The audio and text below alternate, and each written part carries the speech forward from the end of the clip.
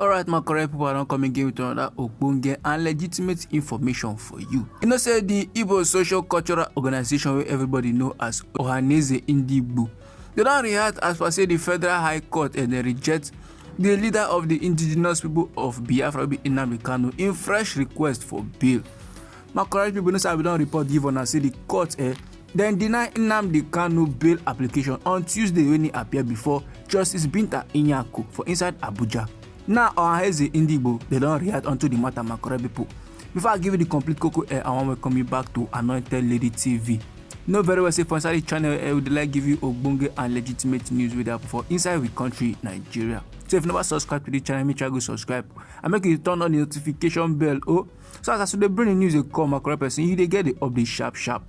Anyhow the news be for body, free make a drop them inside our comment section and make you try to share the news to your family and friends. Them too. They go get updates on what they solve for inside the country, Nigeria.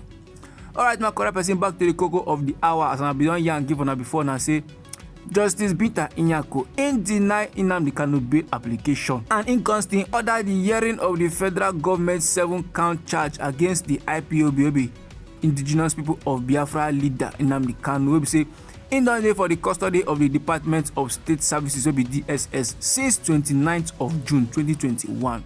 No be small matter, my correct people. However, Nnamdi Kanu case, they adjourn them till April 17, 2024.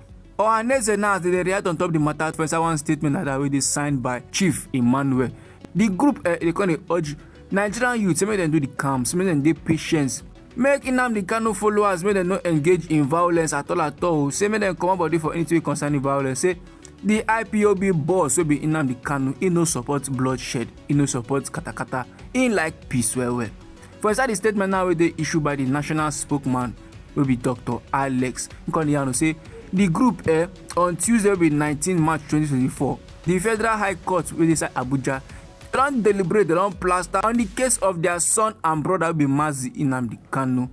Like this now, Nigerian youth they been the hope say they go grant the man bail after he don't spend several months for inside one nonsense prison like that. But now they don't still adjourn the case to the 17th of April 2024.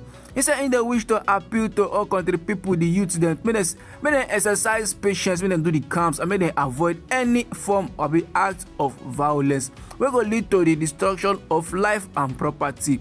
Mazi Nnamdi Kanu him be done yarn before and he make am very clear on many occasions say he no go support any act of violence or bloodshed or katakata. Instead, them put their trust in the divine providence of Almighty God, and by His grace, Mazi Nnamdi Kanu, they go set them free from the hands of the DSS very soon. In the appeal to everybody, so make them do the calms, make them do patience.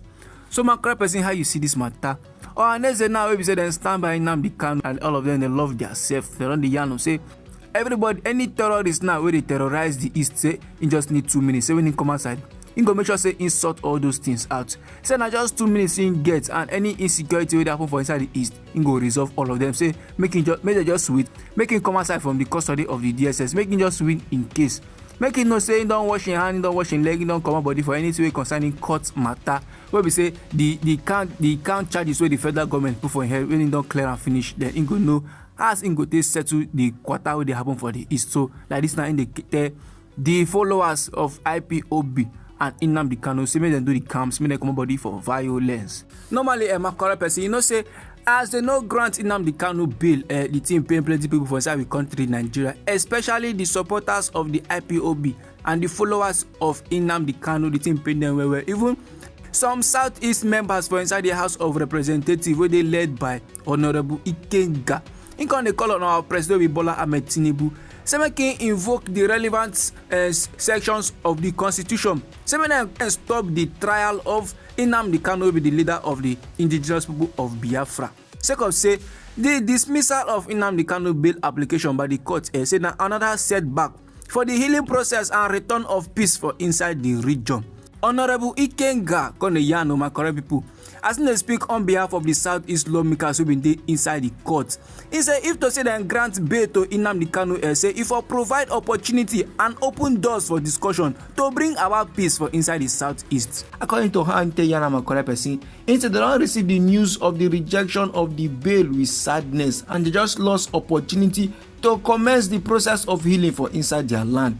The bail application, if to say dem grant am, if for bring about an opportunity to open doors for discussion to bring about peace for inside the southeast.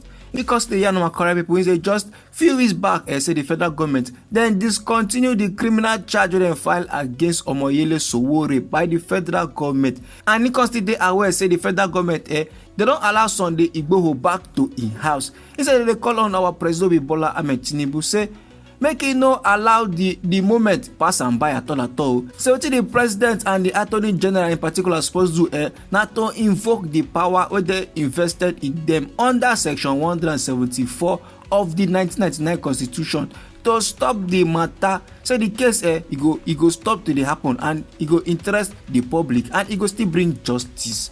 No be small koko correct person. Instead yarn say e dey very very painful for them. Maybe say the bail application e dey rejected, and they hope say the president Bola Ahmed Tinubu go do the needful by stopping the trial them. Meanwhile, Nnamdi Kanu on Tuesday because they urged the federal court for inside Abuja say dem send am to Kuje prison rather than to keep am for inside the hand of DSS based on say e get as e be for inside there, and e don too dey there since 2021 my correct person. And the DSS sef dem no even get better medical facility to even treat am, as e come dey complain say dem want make him kpai for inside DSS custody, na make dem no wan gree transfer am. Nnamdi Kanu come still yarn from the box after they don deny him bail application, and person deny am na Justice Binta Nyako.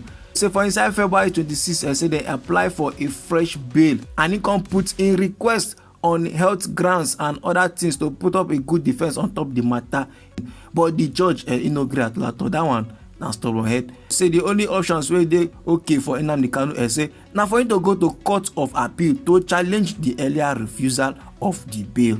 She can still order the acceleration of the hearing, that is to say the next hearing say it go come sharp.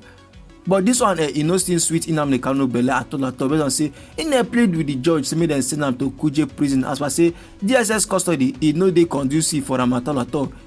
He say people they can't see am for inside their custody, but DSS they allow them through. It don't make sense at all. He said like this now they don't even get better medical facility, and in get heart failure. Say he get as it be. Instead of them to give him better treatment, now so patch they patch him up. He said like this now in leg he don't swallow up. In can they ask for surgery, but they no fit do am. They say now conspiracy they want making just buy for inside there. Say now plan work. In can they give the judge. Say make them transfer and go Kuje prison. Say according to the law, say in they entitled to that one. Say how they want me to conduct trial will be say in even they allowed to access his own lawyer safe. Don't be small matter my correct people. After every way Nnamdi Kanu don't try talks so that they go fit transfer and go Kuje prison. The judge Justice Binta Nyako no gree at all. He thought say na only she na get the safe for where Nnamdi Kanu go dey, and when he say go dey safe for am. So therefore, say he go remain for inside the DSS custody. How you see this matter, my correct person? Anyhow it be for body, feel free make it drop am inside the comment section. Don't forget this na Anointed Lady TV, where they like give you ogbonge and legitimate news for inside our country, Nigeria. So if you never subscribe to the channel, make try go subscribe and make it turn on the notification bell so that as they bring the news they come my correct person. Feel free make it share our videos to your family and friends so that them too they will get updates until they suffer inside the country, Nigeria. And they bring another update for you, my correct person. Just click the next video.